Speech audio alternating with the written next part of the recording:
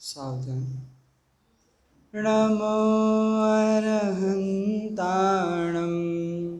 नमो सिद्धाणं नमो आयर्याणं नमो उवज्जायाणं नमो लोये सवसाहुणम्। मोक्षमार्गस्य नेतारं भेत्तारं कर्मभूभृतां ज्ञातारं विश्वतत्त्वानां वन्दे तद्गुणलब्धये। मंगलमय मंगलकरण वीतरागविज्ञान नमो ताहि जाते भय अरहन्तादि महान। करि मंगल करि हो महा ग्रंथ करण को काज जाते मिले समाज सब पावे निज पद राज। शिव उपाय करते प्रथम कारण मंगल रूप विघ्न विनाशक सुख करण नमो शुद्ध शिव भू। पंडित टोडरमल जी कृत मोक्षमार्ग प्रकाशक ग्रंथ पर हमारी चर्चा चल रही है, जिसमें 9वें अधिकार का दूसरा विषय अब हमने प्रारंभ किया है, पुरुषार्थ से ही मोक्ष प्राप्ति। थोड़ी सी चर्चा चेतना के विषय में करते हैं। पूर्व में 3 प्रकार की चेतना हमने समझी, ज्ञान चेतना, कर्म चेतना और कर्मफल चेतना। ये जीव के 3 ही प्रकार की चेतना पाई जाती है। कौन सी? एक तो ज्ञान चेतना, दूसरी कौन सी है? कर्म चेतना, और तीसरी कौन सी है? कर्म फल चेतना। अब क्या है ये? तो सबसे पहले कर्म चेतना किसे कहते हैं? तो ये जीव के 2 व्याख्याएं मिलती है इसकी। एक तो ये जीव का जो कर्तृभाव है, जो कर्तापना है, उसको क्या कहते हैं? कर्म चेतना। किसको कहते हैं? कि ये जीव के अंदर जो कर्तृत्व का भाव है उसको क्या कहते हैं? कर्म चेतना। उसके बाद कर्म फल चेतना किसको कहते हैं? कि जो कर्म के उदय से जो फल आया उसको यहाँ जो भोगने का भाव है, तो वो जो भोक्तृत्व भाव है उसको क्या कहते हैं? कर्म फल चेतना। और ज्ञान चेतना किसको कहते हैं? कि जो वस्तु को जानने का भाव है, केवल ज्ञाता दृष्टा भाव, इसको क्या कहते हैं? ज्ञान चेतना। और कर्मफल चेतना को यदि कर्म से ही अकेला जोड़ दिया जाए तो जीव के जो राग द्वेष होते हैं, मोह राग द्वेष, उसको कहते हैं कर्म चेतना। और वहाँ जो कर्म के फल के रूप में जो इसके सुख दुख आदि का उदय आए, वहाँ उसको क्या कह देते हैं? कर्म फल चेतना। तो किस जीव के कहाँ कैसी मुख्यता होती है? कि सबसे पहले निगोदिया जीव जो होता है उसके कर्म फल चेतना की मुख्यता होती है। क्यों कर्म फल चेतना की मुख्यता होती है? क्योंकि वहाँ पर उसके अन्य कोई उदय, जो ऐसा उदय आया वैसा पूरा का पूरा वैसा ही भोगना पड़ता है।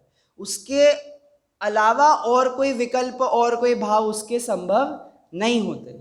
उसके निरंतर जो उदय चल रहे हैं वो कंटिन्यूटी वैसे ही के वैसे कब से चल रहे हैं? अनादिकाल से। फिर कब तक चलते रहेंगे? जब तक निगोदिया अवस्था रहे तब तक उसके कंटिन्यूअस किस चेतना की मुख्यता रहेगी? कर्मफल चेतना की।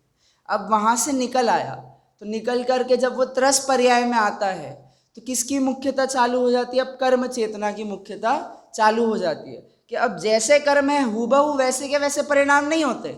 अब जो परिणाम होते हैं उनमें चेंज होता है, उतार चढ़ाव होता है, कषाय मंद तीव्र होती है और उसके अनुसार आगामी भवों का डिसीजन होता है। इसीलिए वो 2 इंद्रिय से 3 इंद्रिय, 3 इंद्रिय से 4 इंद्रिय, 4 इंद्रिय से सीधा कदाचित संगी पंचेंद्रिय हो जाए। तो ये ऊपर नीचे परिणामों की तारतम्यता दिखी, तो परिणाम जो चेंज हो रहे हैं, एकेंद्रिय वो निगोदिया से निकल करके बाद में आ जाते हैं, ऐसा। तो वो ऐसा क्यों हुआ कि वहाँ पर कर्म चेतना की मुख्यता हो गई, और फिर ज्ञान चेतना किसकी, कि जब भेद विज्ञान होता है, स्वपर का भेद विज्ञान होता है, स्व परिणाम पर परिणाम की समझ होती है, तब ये समझ में आता है कि मेरा परिणामन तो ज्ञान मात्र है, तो इसको क्या कहते हैं, ज्ञान चेतना। प्रवचन में ये बात हमने सुनी कि जो ज्ञानी जीव है उसके कर्म चेतना कर्मफल चेतना होती है, पर क्या नहीं होता कि उससे जुड़ान नहीं होता। होती है कि नहीं होती, बोले दोनों ही प्रकार की चेतना ज्ञानियों के होती है, पर वहाँ पर जुड़ान नहीं होता। कि कोई जैसे दो भाई है, एक बड़ा भाई एक छोटा भाई है, तो छोटा भाई यदि स्कूल में लड़ करके आ जाए, मारपीट करके आ जाए, तो घर पे मार किसको पड़ेगी, छोटे भाई को या बड़े भाई को, घर पे मार भरे बड़े भाई को पड़ेगी। क्यों, ज्ञान किसको रखना था, जिम्मेदारी किसकी थी, कि बड़े की जिम्मेदारी होती है, तो यहाँ पर जिसकी जिम्मेदारी वो मार खाएगा। वैसे ही यहाँ पर क्या होता है कि जब ये कर्म नो कर्म के परिणाम होते हैं, जब यह जीव रागादिक विकारी रूप परिणमित होता है, कर्म के उदय आते हैं, विपरीत परिणाम आते हैं, तो जो जीव यहाँ पर उठ करके खड़ा होकर के क्या करता है, रिस्पॉन्सिबिलिटी लेता है कि ये मैंने किया, तो उसको क्या होता है कि उसको तो मार पड़ती है। कौन सी मार, जो संसार में जो दुख हुए वो दुख सहन करने पड़ते हैं, जितना मिथ्यात्व के कारण संसार बढ़ा वो संसार सहन करना पड़ता है। और जो जीव इसमें से छटक जाता है कि इसमें मेरी कोई रिस्पॉन्सिबिलिटी नहीं थी, it was just an accident, क्या ये जो कर्म चेतना हुई और कर्म फल चेतना हुई है मैंने की, क्या नहीं मैंने नहीं की, हो गई, इसमें मेरी कोई गलती नहीं है, तो जो छटक जाता है वो क्या है, वो छूट जाता है। तो हर जगह रिस्पॉन्सिबिलिटी लेना अच्छी चीज़ नहीं होती, और ख़ास करके ख़राब चीज़ों के लिए हमें रिस्पॉन्सिबिलिटी बिल्कुल भी नहीं लेनी चाहिए। रिस्पॉन्सिबिलिटी से जो चीज़ हम करते ही नहीं उस चीज़ की रिस्पॉन्सिबिलिटी क्यों लेना, जो चीज़ करना हमारा स्वभाव नहीं वो करने की रिस्पॉन्सिबिलिटी हम क्यों लें। तो यहाँ पर ज्ञान चेतना रूप परिणमन करके ही मोक्ष का मार्ग खुलता है। उसमें भी बीच में चर्चा आ रही थी कि जैसे श्रीमद् राजचंद्र जी के विषय में कहते कि विदेह महाविदेह में जाकर के फिर 8 वर्ष की आयु प्राप्त करके केवल ज्ञान हो गया, तो वहाँ पे गुरुदेव श्री ये कह रहे थे कि मनुष्य यदि सम्यक दृष्टि जीव हो तो मनुष्य से मनुष्य में नहीं जाता। तो वहाँ नियम तो ऐसा समझना कि कर्म भूमि का जो मनुष्य हो वो वापस कर्म भूमि में तो नहीं जाता। अब यहाँ पे कर्म भूमि थी, महाविदेह में भी कर्म भूमि है, तो यहाँ का जीव वहाँ नहीं जाएगा, जो जिसकी आयु नहीं बंधी। मिथ्या जो सम्यक दृष्टि जीव है, सम्यक दृष्टि जीव है, उसकी चर्चा चल रही है, वो सम्यक दृष्टि के विषय में चर्चा कर रहे थे। तो अब यदि वो जीव के पहले आयु बंध गई, कोई जीव है, हाँ मिथ्या दर्शन की दशा में, अब जैसे मेरा जन्म हुआ 8 वर्ष हो गए, कदाचित मेरी आयु बंध गई, मेरी आयु ज़्यादा नहीं थी, मेरी आयु बंध गई, और उसके बाद मुझे अंतिम समय में सम्यक दर्शन हो रहा है, आयु बंध गई, अंतिम समय में सम्यक दर्शन हुआ कि अब वो आयु चेंज होगी क्या, यदि नर्क की आयु बंधी है तो वो नर्क की चेंज होकर के देवगति हो जाएगी, ऐसा नहीं है। मनुष्य की बंधी थी तो देवगति की हो जाएगी, ऐसा नहीं है। तो इस केस में क्या होगा कि इस केस में ऐसा होगा कि जो है जितना भी कर्म का प्रकृष्ट उदय था उसका अपकर्षण कदाचित हो जाएगा, उसका संक्रमण तो नहीं होगा। आयु कर्म की प्रकृति में परस्पर में संक्रमण, हाँ भोग भूमि की स्थिति बढ़ेगी, तो वो उसमें विशेष है। पर इतना है कि जो जिसने मनुष्य भव की आयु बांध ली, मिथ्यात्व दशा में जिसने मनुष्य की आयु बांध ली, तो अब वो मनुष्य कर्म भूमि से मर करके नियम से मनुष्य भोग भूमि में जाएगा। अब भाई तिर्यंच की आयु बांध ली तो तिर्यंच में अब नियम से भोग भूमि तिर्यंच होगा, और देव की आयु यदि बांध ली तो फिर कहाँ जाएगा, नियम से वैमानिक में जाएगा। ऐसी बात पूरी समझना उसमें। तो 3 प्रकार की चेतना और 3 प्रकार की चेतना में करने योग्य क्या है, और यदि वहाँ पर पुरुषार्थ का एंगल ऐड करें तो पुरुषार्थ क्या हुआ कि कर्म और कर्मफल चेतना से छूट करके ज्ञान चेतना रूप अपने आप को जानना और परिणमित करना, इसका नाम क्या है, पुरुषार्थ। ठीक है, प्रारंभ करें आज अपना विषय। सबसे पहले आप्तमीमांसा की एक कारिका से प्रारंभ करते हैं। तो आचार्य समंतभद्र है, कदाचित समंतभद्र आचार्य का जो वो आप्तमीमांसा काव्य है, कहा जाता है कि ये मोक्ष मार्गस्य नेतारम जो तत्वाद सूत्र का मंगलाचरण है उसी की टीका के रूप में पूरे आप्तमीमांसा को लिया जाता है। 114 कारिकाएं हैं उसमें। तो 114 कारिकाओं में न्याय का सर्वप्रथम किसी ने विवेचन किया हो तो वो आचार्य समंतभद्र ने किया है। तो वहाँ पर वो दैव और पुरुषार्थ की चर्चा करते हैं। 91 नंबर की कारिका में दैव किसे कहते हैं और पुरुषार्थ किसे कहते हैं। तो पुरुषार्थ तो पता है, पर दैव किसे कहते हैं कि जो भाग्य होता है उसको दैव कहते हैं, कि या तो भाग्य से मिलेगा या तो पुरुषार्थ से मिलेगा। तो कारिका एक बार पढ़ता हूँ। अबुद्धि पूर्वपेक्षायामिष्टानिष्टं स्वदैवतः बुद्धि पूर्वपेक्षायामिष्टानिष्टं स्वपौरुषात्। क्या है कि अबुद्धि पूर्वक, जो अबुद्धि पूर्वक कार्य किया जाए, कि जो अबुद्धि की अपेक्षा रखता है, वहाँ पर जो इष्ट और अनिष्ट इस जीव के होता है। जहाँ पर मैं अपनी खुद की बुद्धि नहीं लगा रहा हूँ, लगा नहीं सकता हूँ, वहाँ पर मेरे साथ जो इष्ट और अनिष्ट होता है वो किससे होता है कि वो दैवतः। किससे होता है कि वो सब भाग्य से होता है। जहाँ पर मैं अपनी बुद्धि नहीं लगा सकता वहाँ पर सारा इष्ट और अनिष्ट कार्य कैसे होता है कि भाग्य से होता है। जहाँ पे मैं कुछ कर ही नहीं सकता वहाँ पे कैसे होता है कि भाग्य से होता है। और जहाँ पर बुद्धि पूर्वक व्यापार किया जाए वहाँ पर मेरे साथ जो इष्ट और अनिष्ट होता है वो कैसे होता है कि स्वपौरुषात्। वहाँ पर कार्य कैसे हुआ कि अपने पुरुषार्थ से कार्य हुआ। यहाँ पे ऐसा नहीं कह रहे कि सापेक्षता नहीं है, एक अवस्था में केवल भाग्य और एक अवस्था में केवल पुरुषार्थ है, ऐसा नहीं। मुख्यता है और गौणता है कि जहाँ पर मैं कोई भी प्रयास नहीं कर सकता, अबुद्धि पूर्वक कार्य होता है, जहाँ मैंने अपनी बुद्धि नहीं लगाई और हो गया, ऐसी सिचुएशन में क्या कहा जाएगा कि किसकी मुख्यता है कि भाग्य की मुख्यता है और पुरुषार्थ की गौणता है। और जहाँ पर मैंने खुद की बुद्धि लगाई, खुद का उपयोग जानबूझ करके वहाँ लगाया और वो कार्य करने में प्रवर्तन किया, उसको क्या कहते हैं, उसको पुरुषार्थ कहते हैं। वहाँ पे मेरी मेहनत है और वहाँ पर भाग्य को क्या कर दिया जाता है, गौण कर दिया जाता है। उदाहरण से समझते हैं। जैसे कोई व्यक्ति था, उस व्यक्ति ने एक एक लाख करके 50 लाख रुपए जोड़े। तो यहाँ पर ये जो उसने 50 लाख जोड़े तो वो अबुद्धिपूर्वक जोड़े या बुद्धिपूर्वक जोड़े, बुद्धिपूर्वक जोड़े। तो 50 लाख रुपए पुरुषार्थ से जुड़े या नहीं जुड़े, पुरुषार्थ से जुड़े, हाँ जुड़े। यहाँ पर बुद्धिपूर्वक किया गया प्रयास उसको पुरुषार्थ कहते हैं। पुरुषार्थ को मुख्य कराना है। टोडरमल जी यहाँ पे पुरुषार्थ को मुख्य कराएंगे तो इसकी आदत होनी चाहिए क्या कि भाग्य को जाने देने की। भाग्य से मिले वो सब बातें छोड़ो, पुरुषार्थ से किए, क्योंकि उसमें बुद्धि लगाई ना, कि जहां बुद्धि लगाई वहां अपने पुरुषार्थ से 50 लाख रुपए इकट्ठा किए। ठीक है।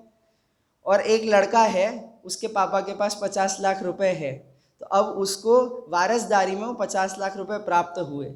अब बताओ उसके पुरुषार्थ से हुए कि भाग्य से हुए? हाँ, भाग्य से हुए। तो मिले वही 50 लाख दोनों को, एक को पुरुषार्थ से प्राप्त हुए और दूसरे को किससे प्राप्त हुए, दूसरे को भाग्य से प्राप्त हुए। वहां पर प्रश्न पूछते हैं कि एक के भाग्य से प्राप्त हो गए, एक के पुरुषार्थ से प्राप्त हो गए, तो एक ने क्या गलती करी और एक ने क्या गलती नहीं करी, कि वहां पे दोनों के भाग्य से ही प्राप्त हुए। भाग्य नहीं हो तो किसी के प्राप्त ही नहीं हो। वो मेहनत करके, बुद्धि लगा करके पुरुषार्थ भी किया, तो भाग्य में नहीं हो तो बहुत लोग मेहनत करते भाई साहब, अपना पूरा जीवन खपा देते हैं, पूरी बुद्धि लगा देते हैं, नाना प्रकार के उपाय करते हैं, पर 50 लाख नहीं कमा पाते। भाग्य नहीं हो तो वहां पर पुरुषार्थ भी ना चले, पर जहां बुद्धि लगाते हैं वहां पर पुरुषार्थ होता है, ये बताने के लिए वहां भाग्य को गौण किया। सापेक्षता नहीं है, ऐसी बात नहीं है। अब ये बात मैं इसलिए कह रहा हूं क्योंकि टोडरमल जी अगले पैराग्राफ में बहुत खतरनाक बात करने वाले हैं कि काल लब्धि होनहार तो कोई वस्तु ही नहीं है। तो अब ये बात हजम तो करनी पड़ेगी। चलिए समाधान पढ़ते। प्रश्न हम पढ़ चुके थे ऑलरेडी। समाधान क्या देते हैं? प्रश्न ये था कि भाई पुरुषार्थ कार्य कैसे होता है, मोक्ष का कार्य कैसे होता है, कि निमित्त से होता है, कि स्वभाव से होता है, कि या फिर पुरुषार्थ पूर्वक उद्यम करने से होता है, कैसे होता है, आप ये बात बताइए। और यदि निरुद्यम, बिना उद्यम के मोक्ष मार्ग हो जाता है, भाग्य से हो जाता है, तो फिर उपदेश मत दीजिए, हम जैसा कर रहे हैं हमें वैसा रहने दीजिए। और यदि पुरुषार्थ पूर्वक होता है तो किसी के होता है और किसी के नहीं होता है, ऐसा क्यों? ये प्रश्न किया कि आप कहीं भी उत्तर दो, आप फंसने वाले हो। आप कहोगे भाग्य से होता है तो फिर उपदेश देना बंद कीजिए, और यदि आप कहोगे कि पुरुषार्थ पूर्वक होता है तो मुझे हुआ और उसको क्यों नहीं हुआ? दोनों ही पुरुषार्थ कर रहे थे, दोनों ही बुद्धि लगा रहे थे मोक्ष मार्ग में, एक का जल्दी एक का लेट, एक का हो रहा है एक का नहीं हो रहा है, ऐसा क्यों? उसका उत्तर दीजिए। तो समाधान देते हैं। क्या समाधान देते हैं? एक कार्य होने में अनेक कारण मिलते हैं। क्या कहा? एक कार्य होने में अनेक कारण मिलते हैं। मैंने क्या की? मैंने शास्त्री कंप्लीट करी। अब वो एक शास्त्री कंप्लीट करने में कितने कारण मिले कि सबसे पहले तो घर वालों ने भेजा, ये एक कारण हुआ। उसके बाद वहाँ महाविद्यालय ने मुझे अपने महाविद्यालय में रखा, ये दूसरा कारण हो गया। वहाँ महाविद्यालय में रखा तो ठीक, तो वहाँ पर अध्यापकों ने मुझे पढ़ाया, ये तीसरा कारण हुआ, उसके बिना भी नहीं शास्त्री बनता। वहाँ पर उन्होंने पढ़ाया सो ठीक, मैंने पढ़ा, ये चौथा कारण हो गया। उन्होंने पढ़ाया, मैंने पढ़ा, वो सारी बातें ठीक, पर 5 वर्षों तक महाविद्यालय चला, 5 वर्षों तक महाविद्यालय में फंडिंग की कोई दिक्कत नहीं हुई, सारी बातें अपने यथा योग्य हुई, सब काल लब्धि होनहार के अनुसार कार्य हुआ, तो वहाँ पर ऐसी ऐसी कार्य हुई, तब जाकर के मेरी शास्त्री हुई। अब बताओ किसने मेरी शास्त्री करवाई? किसने मेरी शास्त्री करवाई? तो टोडरमल जी कहते हैं एक कार्य होने में अनेक कारण मिलते हैं। मोक्ष मार्ग में भी यही है कि हम एक एक कारण की मुख्यता करके बात कहते हैं कि किसी के समर्पण ना हो तो उसको क्या कहते हैं? अरे समर्पण बिना किसके मोक्ष मार्ग होता है? किसी के पुरुषार्थ नहीं है तो उसको ऐसा उपदेश देते कि पुरुषार्थ बिना आज तक किसके मोक्ष मार्ग हुआ है? जो बहुत पुरुषार्थी जी, बहुत विकल्प करता है, उसको क्या कहते हैं कि होनहार के अलावा होने वाला नहीं है, तो जरा शांत हो जाए। जिसको बहुत ज्यादा कषाय में आसक्ति है उसको कहते हैं कि कषाय से नहीं होता, ये कषाय को डाइवर्ट करके मोक्ष मार्ग में लग। जहां जिसको जैसा उपदेश देना होता है, जिसको जैसा डोज देना होता है, वहां उसको वैसा ही डोज दिया जाता है। जिसको बुखार हो उसको वहां पैरासीटामोल दिया जाता है, जिसको सर्दी हो वहां उसको उसकी दवाई दी जाती है, जिसको शीत ज्वर हो, जिसको ज्वर में भी अलग अलग टाइप है, जिसको स्वाइन फ्लू हो उसको अलग दवाई, जिसको टीबी हो उसकी अलग दवाई, हर एक बुखार की अलग दवाई। कोरोना में वो सामान्य दवाई काम नहीं आई, भले ही हो, भले ही वही सर्दी जुकाम रहा था, पर कोरोना की दवाई अलग हुई कि नहीं हुई?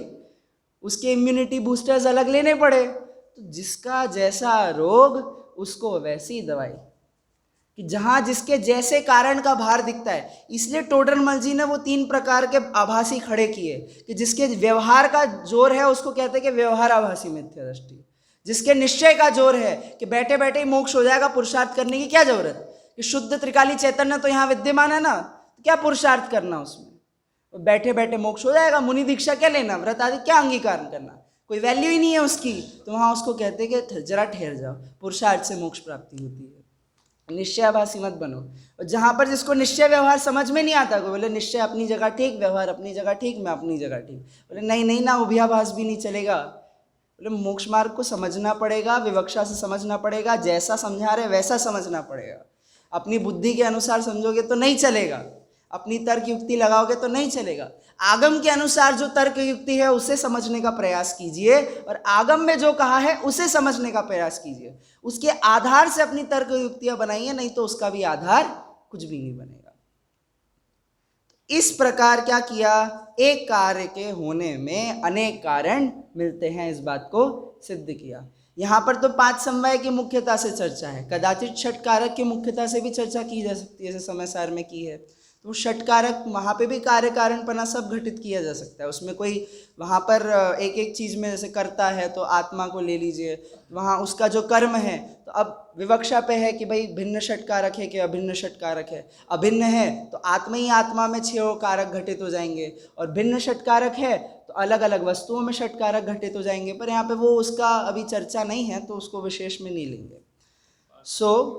हाँ 5 समवाय के बाद लेंगे। मोक्ष का उपाय बनता है, वहाँ तो पूर्वोक्त तीनों ही कारण मिलते हैं, और नहीं बनता वहाँ तीनों ही कारण नहीं मिलते हैं। पूर्वोक्त 3 कारण कहे, उनमें काल लब्धि व होनहार तो कोई वस्तु नहीं है। जिस काल में कार्य बनता है वही काल लब्धि, और जो कार्य हुआ वही होनहार, तथा जो कर्म के उपशम आदि हैं वह पुद्गल की शक्ति है, उसका आत्मा कर्ता हर्ता नहीं है।